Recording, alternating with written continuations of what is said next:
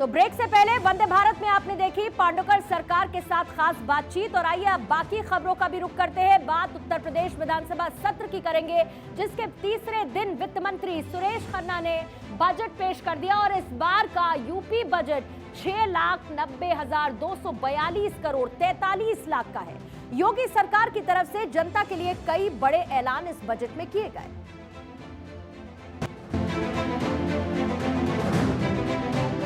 योगी सरकार 2.0 ने अपना दूसरा बजट पेश कर दिया है। वित्त मंत्री सुरेश खन्ना ने 2023-24 के लिए 6,90,242 करोड़ 43 लाख रुपए का बजट पेश किया। इस बजट में सुरक्षा, स्वास्थ्य और रोजगार से जुड़ी ज्यादातर योजनाएं हैं। सरकार ने बजट में हर जिले में एक मेडिकल कॉलेज खोलने का ऐलान किया है। बजट के बाद सीएम योगी ने प्रेस कॉन्फ्रेंस की और कहा कि यह बजट यूपी को देश की सबसे बड़ी इकोनॉमी के तौर पर स्थापित करने के लिए होगा। 1 ट्रिलियन इकोनॉमी के लिए नींव साबित होगा। साथ ही कहा कि जनता पर अतिरिक्त टैक्स लगाए बिना महंगाई को कंट्रोल किया गया है।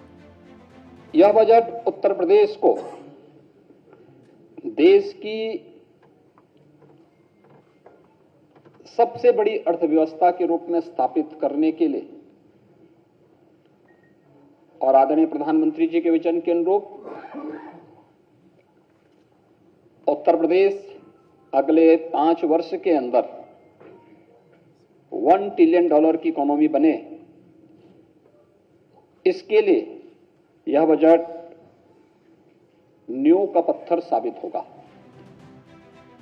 वहीं समाजवादी पार्टी के अध्यक्ष अखिलेश यादव ने बजट को लेकर सरकार पर हमला बोला और कहा कि सिर्फ ऐतिहासिक बोलने से कुछ नहीं होगा। आज के जो समस्या हैं, न आज की समस्याओं का समाधान और न भविष्य के किसी फैसले को आगे ले जाने का कोई रास्ता दिखता है। जिस प्रदेश में सबसे ज़्यादा आबादी गांव में रहती हो और खेती और किसानी पर निर्भर करती हो, किसानों को निराश किया है। जहां नौजवान उम्मीद लगा करके लगातार इस बैठे कि रोजगार नौकरी का कुछ रास्ते खुलेंगे, नौजवानों को निराश किया है, महिलाओं को निराश किया है इस बजट ने। और जैसा कि मैंने पहले कहा कि दिशाहीन बजट है। जो Bharatiya Janata party $1 trillion economy का सपना दिखाती हो, मैं आपसे कहना चाहता हूं कि ये वित्त मंत्री और मुख्यमंत्री दोनों कम से कम ये बताएं उत्तर प्रदेश की जनता को, जब मुख्यमंत्री जी ये सपना दिखा रहे हैं $1 ट्रिलियन इकोनॉमी का, तो उत्तर प्रदेश की ग्रोथ रेट क्या हो। जो आज की ग्रोथ रेट उत्तर प्रदेश की है, उससे $1 ट्रिलियन की इकोनॉमी कब बन पाएगी। जो ये शब्द बोलना, केवल 1 ट्रिलियन बोल देना, उससे मैं नहीं समझता हूं कि उत्तर प्रदेश की $1 ट्रिलियन इकोनॉमी पहुंच पाएगी। बजट एक्सपर्ट्स के मुताबिक योगी सरकार का यह बजट वोटर्स को साधने वाला है, जिसका फायदा 2024 चुनाव में मिलेगा। 2024 लोकसभा चुनाव को देखते हुए यूपी सरकार ने बजट पेश किया, जिसमें वोटर्स पर सीधा फोकस है।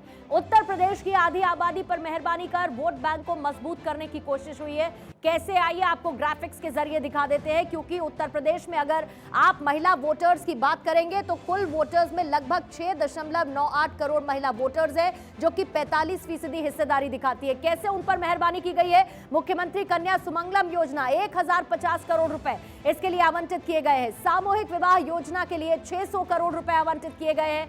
इसके साथ ही इस वोट बैंक को मजबूत करते हुए कई और योजनाएं, जैसे कि पिछड़े वर्ग की बेटियों के लिए जो योजना लाई गई है 150 करोड़, उसके लिए प्रावधान रखा गया है। साथ ही महिला सामर्थ्य योजना के लिए 83 करोड़ का प्रावधान उत्तर प्रदेश सरकार ने इस बजट में शामिल किया है। विधवा भरण पोषण योजना 4032 करोड़ रुपए का प्रावधान बजट में, और सुरक्षित मातृत्व अभियान जिसके लिए शुरुआत की गई है और इस पर भी बड़े पैमाने में पैसा लगाया जाएगा। गर्भवती माताओं का टीकाकरण योजना जो कि महिलाओं को और मजबूत करेगी। महिला पीएसी बटालियन का ऐलान इस बजट में किया गया है। इसके साथ ही ओवरऑल महिलाओं पर फोकस किया गया क्योंकि 45% हिस्सेदारी कुल वोटर्स की संख्या में महिलाओं की नजर आती है। सबसे बड़े वोट बैंक यानी कि किसानों के लिए भी बजट में काफी कुछ प्रावधान किए गए। आइए उसके बारे में भी बता देते हैं कि कैसे किसानों को खुश करने की घोषणा की गई है और इसमें लगभग 4 बड़े ऐलान किए गए हैं। 17,000 किसान पाठशालाओं का आयोजन होगा। ये एक बहुत महत्वपूर्ण किसान पेंशन योजना के लिए 7,248 करोड़ प्रस्तावित आज पेश हुए बजट में किए गए हैं। इसके साथ सिंचाई पर खास फोकस किया जाएगा और इन्हीं सिंचाई परियोजनाओं के लिए 10,952 करोड़ रुपए बजट में शामिल किए गए। और मवेशियों से फसल बचाने के लिए, जो कि एक किसानों की बड़ी परेशानी और समस्या रही है, जो छुट्टा गोवंश है उनके रख रखाव के लिए 750 करोड़ सरकार खर्च करने वाली है। कुल मिलाकर 4 बड़ी योजनाएं किसानों को लेकर आज पेश किए गए बजट में की गई हैं। और आइए अब बात यूथ की करेंगे, युवाओं की, क्योंकि योगी सरकार 2024 चुनाव को ध्यान में रखे हुए और युवा वोटर्स पर उसकी नजर है, क्योंकि प्रदेश में 40 साल से कम उम्र वाले 7.50 करोड़ वोटर्स हैं और युवाओं के पास कुल वोटर्स की 50% हिस्सेदारी है, यानी कि आधी हिस्सेदारी युवाओं के पास है। फ्री स्मार्टफोन टैबलेट 3600 करोड़ रुपए इसके लिए खर्च किए जाएंगे। ये युवा क्यों महत्वपूर्ण हो जाता है, ये आंकड़ा आपको बताता है। और कौन कौन सी योजनाएं, जैसे कि स्टार्टअप पर विशेष ध्यान और सीड फंड में 100 करोड़ की व्यवस्था आज पेश हुए बजट में की गई। आईटी और स्टार्टअप नीति पर फोकस करते हुए 60 करोड़ रुपए खर्च करने की तैयारी सरकार कर चुकी है। और स्पोर्ट्स यूनिवर्सिटी के लिए, ताकि खेल को भी बढ़ावा दिया जा सके और ट्रेन किया जा सके युवाओं को, 300 करोड़ इसके लिए किए गए। डिजिटल लाइब्रेरी के लिए भी 300 करोड़ का प्रावधान आज के बजट में किया गया है। यानी कि कुल मिला के, चाहे आप महिला कहें, किसान कहें या फिर यूथ कहें, आज पेश किए गए बजट में तीनों वर्गों का खास ख्याल रखा गया है। और इसीलिए कहा जा रहा है कि 2024 में बजट के माध्यम से बीजेपी को बड़ी मदद मिलेगी। अगली खबर मेघालय को लेकर है, क्योंकि मेघालय में विधानसभा चुनाव होने हैं, जिसको लेकर हर पार्टी चुनाव प्रचार में इस वक्त जुटी हुई है। और इसी सिलसिले में राहुल गांधी ने शिलांग में एक रैली की और बीजेपी पर हमला बोला। इस बार के चुनाव में प्रत्याशियों को लेकर कुछ रोचक आंकड़े भी हैं, रिपोर्ट में आपको वो भी बता देते हैं।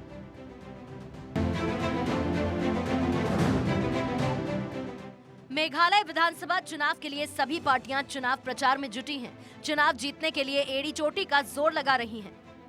राहुल गांधी ने भी शिलांग में कांग्रेस प्रत्याशियों के लिए चुनावी रैली की, जिसमें उन्होंने अदानी से लेकर बीजेपी पर जमकर हमला बोला।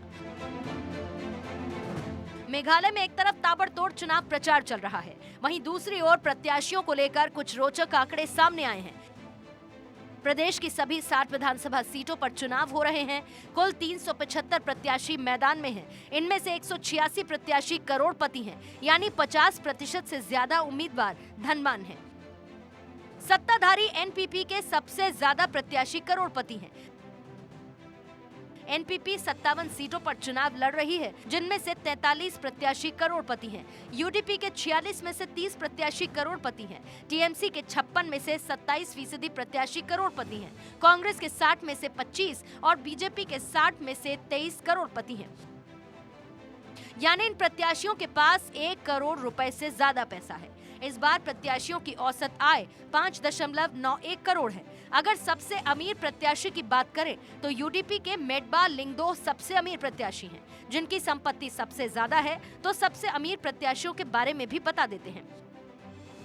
यूडीपी के प्रत्याशी मेडबा लिंगदो के पास 146 करोड़ रुपए की संपत्ति है। कांग्रेस के विंसेंट एस पाला के पास 125 करोड़ रुपए की संपत्ति है। वहीं एसडीपी प्रत्याशी एवालिनी खरबानी के पास 109 करोड़ रुपए की संपत्ति है। वहीं अगर सबसे गरीब उम्मीदवार की बात करें तो कांग्रेस के आरबियांकम खरसोहमत हैं, जिनके पास सिर्फ 9,000 रुपए ही हैं। इस बार के चुनाव में दागी प्रत्याशियों की संख्या कम हुई है। 2018 चुनाव से तुलना की जाए तो 1% दागी प्रत्याशी कम हुए हैं।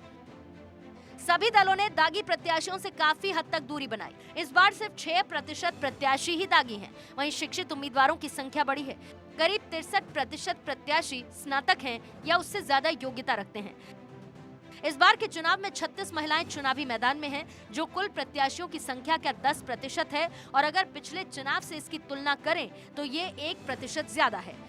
आपको बता दें कि मेघालय में 27 फरवरी को मतदान होगा, जिसके नतीजे 2 मार्च को आएंगे।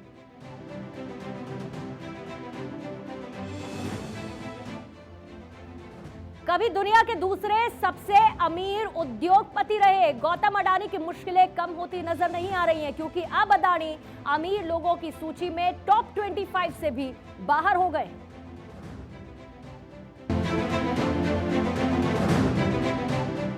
कभी दुनिया के दूसरे सबसे अमीर उद्योगपति रहे गौतम अडानी की मुश्किलें कम होती नजर नहीं आ रही। पोर्ट से लेकर पावर तक के कारोबार से जुड़े अडानी समूह के मुखिया गौतम अडानी की संपत्ति अब $50 बिलियन से भी नीचे आ गई है। ब्लूमबर्ग बिलियनियर इंडेक्स के आंकड़ों के अनुसार गौतम अडानी की संपत्ति $46.1 बिलियन है और वे दुनिया के अमीरों की लिस्ट में 27वें नंबर पर आ गए। वहीं दूसरी ओर Forbes real time billionaire list के अनुसार गौतम अडानी $43 बिलियन की संपत्ति के साथ 26वें नंबर पर हैं। 24 जनवरी को गौतम अडानी के खिलाफ अमेरिकी शॉर्ट सेलर फर्म हिंडनबर्ग ने एक रिपोर्ट जारी की थी। 140 पन्नों की इस रिपोर्ट ने अडानी ग्रुप को हिलाकर रख दिया। इसके बाद से अडानी ग्रुप्स के शेयरों में भारी बिकवाली जारी है। अडानी की कमाई लगातार प्रभावित हो रही है। आंकड़े देखें तो 24 जनवरी से 22 फरवरी तक 29 दिन के अंदर गौतम अडानी की दौलत $77 बिलियन से ज्यादा कम हुई है। ये रकम अगर पड़ोसी मुल्क पाकिस्तान को मिल जाती तो उनका आधा कर्ज इससे चुकता हो सकता था। पाकिस्तान पर अभी कुल $121.75 बिलियन बाहरी कर्ज है। अब गौतम अडानी और रिलायंस इंडस्ट्रीज के चेयरमैन मुकेश अंबानी के बीच की संपत्ति का गैप भी बढ़ता ही जा रहा है। ब्लूमबर्ग बिलियनियर्स इंडेक्स के अनुसार मुकेश अंबानी वैश्विक अमीरों की सूची में 10वें स्थान पर हैं और उनकी कुल संपत्ति $83.4 बिलियन है। फोर्ब्स की रियल टाइम बिलियनियर्स लिस्ट के अनुसार हालांकि अंबानी 8वें स्थान पर हैं और उनकी कुल संपत्ति $83.8 बिलियन है। अडानी समूह के शेयरों Adani green energy, Adani total gas, Adani transmission और अडानी एंटरप्राइजेस के शेयरों को अपने 52वें हफ्ते का उच्चतम स्तर हासिल करने के लिए 410% से भी ज्यादा की बढ़ोतरी की आवश्यकता है। अरबपति गौतम अडानी के नेतृत्व वाले अडानी समूह का मार्केट कैप $100 अरब से नीचे आ गया है। जनवरी के अंत में हिंडनबर्ग रिसर्च रिपोर्ट के जारी होने के बाद से अडानी समूह के शेयरों के मार्केट कैप में लगभग $135 अरब से अधिक की गिरावट दर्ज की गई। अडानी ग्रुप का मार्केट कैप पिछले साल सितंबर महीने में $290 अरब था, जिसमें अब तक करीब $200 अरब की गिरावट आ चुकी है। ग्रुप के अधिकांश शेयरों में बिकवाली जारी रही। अडानी ग्रुप की फ्लैगशिप कंपनी अडानी एंटरप्राइजेस के शेयरों में 10.58% की गिरावट दर्ज की गई। 24 जनवरी को अडानी की दौलत $126.4 बिलियन थी। 25 जनवरी को ये $120 बिलियन पर आ गई। 27 जनवरी 98.1 बिलियन, 31 जनवरी को 89.1 बिलियन, 3 फरवरी 61.9 बिलियन, 20 फरवरी 49.1 बिलियन, 18 जनवरी को अडानी एंटरप्राइजेस की ओर से शेयर बाजार को एफपीओ के बारे में जानकारी दी गई। इसके जरिए पहले से शेयर बाजार में लिस्टेड कंपनियां फंड जुटाने के लिए अपने शेयर बेचने का ऑफर करती हैं। 24 जनवरी हिंडनबर्ग नाम की अमेरिकी फर्म ने गौतम अडानी की अगुवाई वाले समूह की कंपनियों के बारे में एक रिपोर्ट जारी की। रिपोर्ट में अडानी समूह पर शेयरों में गड़बड़ी और लेखा धोखाधड़ी में शामिल होने का आरोप लगाया गया। 24 जनवरी को गौतम अडानी की नेटवर्थ $126 बिलियन थी। 25 जनवरी हिंडनबर्ग की रिपोर्ट आने के बाद अडानी समूह की सूचीबद्ध कंपनियों के शेयरों में भारी गिरावट आई। अडानी की नेटवर्थ घटकर $120 अरब हो गई। हालांकि अडानी अमीरों की लिस्ट में तीसरे नंबर पर बरकरार रहे। अडानी समूह के सीएफओ जुगशिंदर सिंह ने एक वीडियो संदेश जारी कर हिंडनबर्ग के आरोपों को खारिज कर दिया। 1 फरवरी रेटिंग एजेंसी क्रेडिट स्विस ने अडानी ग्रुप के बॉन्ड को मानने से इंकार कर दिया। इसके बॉन्ड की वैल्यू को 0 कर दिया गया। बाजार पर इसका बुरा असर पड़ा। अडानी की नेटवर्थ गिरकर $74.7 बिलियन रह गई। अमीरों की सूची में अदानी 15वें नंबर पर फिसल गए। 1 फरवरी की रात को ही अदानी एंटरप्राइजेज लिमिटेड ने अपने 20,000 करोड़ रुपए के फॉलो ऑन पब्लिक ऑफर को रद्द कर दिया। 2 फरवरी एफपीओ वापस लेने के बाद अदानी समूह के शेयरों में भारी बिकवाली जारी रही। इसके साथ ही अदानी की कंपनी में गिरावट भी देखने को मिली। उनकी नेटवर्थ में एक दिन में $10 बिलियन से ज्यादा की कमी आई। अदानी अमीरों की सूची में 16वें नंबर पर पहुंच गए। उनकी कुल संपत्ति घटकर $64.2 बिलियन रह गई। 3 फरवरी बाजार खुलने के साथ अदानी की कंपनी के शेयरों में भारी गिरावट जारी रही। इसके साथ ही उनकी संपत्ति में भी गिरावट होती रही। बाजार खुलने के 1.5 घंटे में ही अदानी अमीरों की सूची में 22वें नंबर पर पहुंच गए। हालांकि दोपहर में रेटिंग एजेंसी मूडीज और फिच की ओर से जारी बयानों के बाद का अदानी के शेयरों पर सकारात्मक असर पड़ा। निचले स्तर से उनकी कंपनी के शेयरों में लगभग 56% का सुधार हुआ। इसके चलते अदानी एक बार फिर टॉप 20 अमीरों की सूची में शामिल हो गए। दिन खत्म होने तक उनकी संपत्ति $16.9 बिलियन हो गई। अदानी अमीरों की सूची में 17वें नंबर पर आ गए, लेकिन अब अदानी टॉप 25 से भी बाहर हो गए हैं। और इधर आखिरकार दिल्ली को नया मेयर मिल ही गया। सुप्रीम कोर्ट के आदेश के बाद जो चुनाव हुए उसमें शैली ओबरॉय के हाथों एमसीडी की कमान अब चली गई है। हालांकि आज का दिन कई बड़े विवादों के बाद आया। आपको पूरा मामला भी दिखा देते हैं।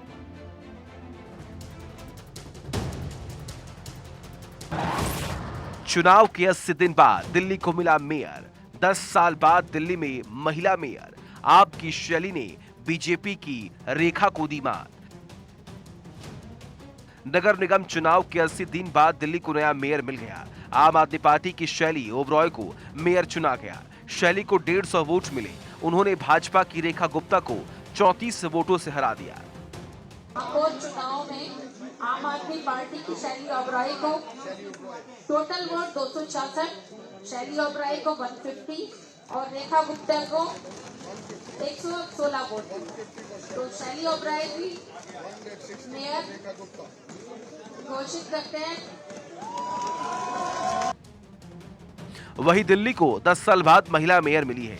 2011 में भाजपा की रजनी अब्बी आखिरी महिला मेयर थी। इसके बाद 2012 में शीला दीक्षित सरकार में दिल्ली नगर निगम को 3 हिस्सों में बांटा गया था। 2022 में इन हिस्सों को मिलाकर फिर एक कर दिया गया था, जिसके बाद यह एमसीडी का पहला चुनाव था। 10 गारंटी पर करेंगे काम। मेयर चुनाव जीतने के बाद शैली ने कहा, हमें जनता की उम्मीदों को पूरा करने के लिए साथ काम करना होगा। इसके लिए हम सीएम केजरीवाल की जनता को दी गई 10 गारंटी पर काम करेंगे। लैंडफिल साइट का निरीक्षण 3 महीनों के अंदर किया जाएगा। सुप्रीम कोर्ट के निर्णय के अनुसार ही चुनाव हुआ, मेयर का भी और डिप्टी मेयर का भी। और अब मैं सबसे पहले धन्यवाद करना चाहती हूँ मेयर की शपथ लेने के बाद कि माननीय मुख्यमंत्री अरविंद केजरीवाल जी का, साथ ही माननीय उप मुख्यमंत्री मनीष सिसोदिया जी का, जिन्होंने इतनी बड़ी जिम्मेदारी मुझे दी और मुझ पर भरोसा जताया। और मैं पूरी उनको आश्वासन देती हूँ कि मैं आने वाले समय में अपनी जिम्मेदारी को ईमानदारी से निभाऊंगी और जो दिल्ली की जनता को सपना माननीय मुख्यमंत्री अरविंद केजरीवाल जी ने दिखाया है उस सपने को मिलजुल कर हम सब पूरा करेंगे। वहीं आपके आलय मोहम्मद इकबाल को डेप्यूटी मेयर चुना गया। उन्हें 147 वोट मिले। उन्होंने बीजेपी के कमल बागड़ी को हराया। कहने को तो पहले ये भी कहा जा रहा था कि मेयर के अंदर भी कांटे की टक्कर है। कहीं पर भी किसी भी तरीके से कोई कांटे की टक्कर नहीं है। सभी पद, सभी चीजें, चाहे मेयर हो, डिप्टी मेयर हो, स्टैंडिंग कमेटी हो, सब आम आदमी पार्टी जीत रही है। शैली ओबरॉय की जीत के बाद आम आदमी पार्टी ने कहा, गुंडागर्दी हार गई, दिल्ली की जनता जीत गई। आम आदमी पार्टी ने इस लड़ाई को सड़क से लेकर न्यायपालिका तक जाकर लड़ा, रोड से लेकर, सड़क से लेकर संसद तक, सुप्रीम कोर्ट तक लड़ा और अल्टीमेटली विजय सत्य की हुई, विजय पढ़े लिखे ईमानदार आम आदमी पार्टी की हुई। तो इसीलिए आज मैं दिल्ली वालों को बहुत बहुत बधाई देता हूं। और अंत में ये बात फिर से एक बार उजागर हो गई कि गुंडागर्दी करने वाली अराजक लोगों की भारतीय जनता पार्टी हार गई और पढ़े लिखे ईमानदार भले लोगों की आम आदमी पार्टी जीत गई। बीजेपी सांसद मनोज तिवारी ने मेयर चुने जाने पर आपको बधाई दी और उम्मीद जताई कि अब अपनी सभी घोषणाओं को पूरा करेंगे। हाँ, हम चुनाव लड़ रहे थे तो हमारी अपेक्षा थी मगर जो भी निर्णय आया उसका सम्मान है और शैली ओबराय जी को बधाइयाँ। उस मेयर, दिल्ली को मेयर मिला, अब जो वादा किया है इन लोगों ने दिल्ली से वो पूरा करिए। अब गाली गलौज से काम नहीं चलेगा, अब वादा पूरा करने से काम चलेगा। दिल्ली में एमसीडी चुनाव 4 दिसंबर को हुए थे, जबकि इनका रिजल्ट 8 दिसंबर को आया था। चुनाव में 15 साल बाद बीजेपी को एमसीडी में बहुमत नहीं मिला था। 250 सीट के सदन में मेयर बनने के लिए 138 वोट चाहिए थे। मेयर चुनाव में 241 पार्षद, 10 सांसद और 14 विधायकों ने वोट डाले। 9 कांग्रेस पार्षदों ने चुनाव में हिस्सा नहीं लिया। वोटिंग से पहले पुलिस से भिड़े आप पार्षद। सुबह 11 बजे वोटिंग शुरू होने से पहले सिविक सेंटर में हंगामे जैसे हालात दिखे। आप पार्षदों की पुलिस से झड़प भी हुई। आप पार्षद सदन में बीजेपी विधायक विजेंद्र गुप्ता की एंट्री का विरोध कर रहे थे। हंगामे की आशंका को देखते हुए सदन में सुरक्षा के पुख्ता इंतजाम किए गए। सदन में एसएसपी जवानों को तैनात किया गया। अब जानिए दिल्ली की नई मेयर शैली ओबराय के बारे में। 39 साल की शैली ओबराय के पिता का नाम सतीश कुमार ओबराय है। शैली की एक बहन और एक भाई भी है। बहन का नाम मिली और भाई का नाम तुषार ओबराय है। शैली ओबराय 2013 में कार्यकर्ता के रूप में आम आदमी पार्टी में शामिल हुई थी। 2020 तक वे पार्टी की महिला मोर्चा की उपाध्यक्ष रहीं। पार्षद के रूप में पश्चिमी दिल्ली से पहली बार जीत दर्ज की। शैली ने दिल्ली के पूर्व पटेल नगर से चुनाव लड़ा। शैली ने दीपाली कुमार को 269 वोटों से हराया। 3 बार टला मेयर चुनाव। इससे पहले 3 बार मेयर चुनाव कराने की कोशिश की गई, लेकिन भाजपा और आप मेंबर्स के हंगामे के चलते ये नहीं हो सके। हंगामे की वजह एलजीवीके सक्सेना की ओर से मनोनीत 10 एमसीडी सदस्यों को वोट देने की अनुमति का फैसला था। इसे लेकर आपकी मेयर प्रत्याशी शैली ओबराय सुप्रीम कोर्ट पहुंच गई थी। बता दें 3 बैठकों में आप बीजेपी का हंगामा हुआ। 6 जनवरी एमसीडी मुख्यालय में आप और बीजेपी के सदस्य आपस में भिड़ गए। हंगामे की वजह से मेयर, डिप्टी मेयर और स्थायी समिति के सदस्यों के चुनाव की प्रक्रिया स्थगित करनी पड़ी। 24 जनवरी 6 जनवरी को हुए हंगामे की वजह से मुख्यालय में पुलिस को तैनात करना पड़ा। हालांकि इसके बाद दोनों पार्टियों के सदस्यों ने हंगामा शुरू कर दिया। इस वजह से सदन दोबारा स्थगित करना पड़ी। 6 फरवरी मेयर चुनाव तीसरी बार टल गया। 10 नॉमिनेटेड मेंबर्स को वोट की मंजूरी मिलने के बाद भाजपा और आप के मेंबर्स ने हंगामा शुरू कर दिया। इसके बाद एमसीडी सदन की कार्यवाही स्थगित कर दी गई। मामला सुप्रीम कोर्ट पहुंचा। दिल्ली मेयर चुनाव के मुद्दे पर 17 फरवरी को सुप्रीम कोर्ट में सुनवाई हुई। कोर्ट ने पहली मीटिंग में ये चुनाव करवाने के निर्देश दिए। इसके लिए 24 घंटे के अंदर नोटिस जारी करने के लिए कहा गया। 17 फरवरी को सुप्रीम कोर्ट ने आपके पक्ष में फैसला सुनाया था। सुनवाई के दौरान कोर्ट ने कहा कि नॉमिनेटेड मेंबर्स को वोटिंग का हक नहीं है। सुप्रीम कोर्ट ने कहा कि मेयर के चुनाव के बाद ही डेप्यूटी मेयर का चुनाव हो सकता है। 24 घंटों के अंदर नोटिस जारी करने का आदेश जारी किया। इसके बाद दिल्ली के सीएम अरविंद केजरीवाल ने उपराज्यपाल को 22 फरवरी को चुनाव कराने का प्रस्ताव दिया था, जिसे एलजी ने सिर्फ 2 घंटे में ही मान लिया।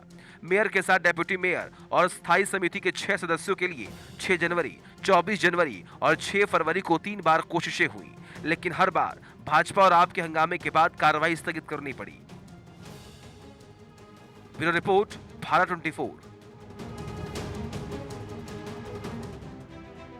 पहले चुनाव आयोग और उसके बाद सुप्रीम कोर्ट से भी अब उद्धव ठाकरे गुट को झटका लगा है। सुप्रीम कोर्ट ने शिंदे गुट को बड़ी राहत देते हुए निर्वाचन आयोग यानी चुनाव आयोग के फैसले पर रोक लगाने से इनकार कर दिया। आज कोर्ट रूम में क्या कुछ हुआ उसके बारे में भी आपको बता देते हैं और कैसे उद्धव गुट को झटका लगा है। एक तरफ कपिल सिब्बल जो कि ठाकरे गुट के वकील थे, दूसरी तरफ मनिंदर सिंह जो कि चुनाव आयोग के वकील थे और चुनाव आयोग कह रहा है कि शिवसेना का 2018 का संविधान रिकॉर्ड पर नहीं है, इसीलिए विधायक दल में बहुमत के हिसाब से सुनवाई करेंगे। ये गलत है, ये दलील दी गई है दोनों ही तरफ से जो सामने आई, जिसमें कपिल सिब्बल ने ये कहा। इसके बाद मनिंदर सिंह जो कि चुनाव आयोग के वकील हैं, उनकी तरफ से ये बताया गया कि आयोग ने सुप्रीम कोर्ट की तरफ से रोक न लगाने के बाद अपना काम किया और दोनों ही पक्षों ने खुद को असली पार्टी बताया। आयोग विस्तार से सुनवाई कर फैसला ले चुकी है। इधर चीफ जस्टिस डीवाई चंद्रचूड़ की तरफ से जो इसमें टिप्पणी देखने को मिली वो ये थी कि हम याचिका को सुनेंगे, नोटिस जारी कर रहे हैं। फिर इस पर कपिल सिब्बल जो कि ठाकरे गुट के वकील हैं, वो आयोग के फैसले पर रोक लगनी चाहिए ये कहते हैं। ये एक के बाद पार्टी दफ्तर पर कब्जा कर रहे हैं, ये लोग कोई व्हिप जारी कर दें तो समर्थक आयोग हो जाएंगे।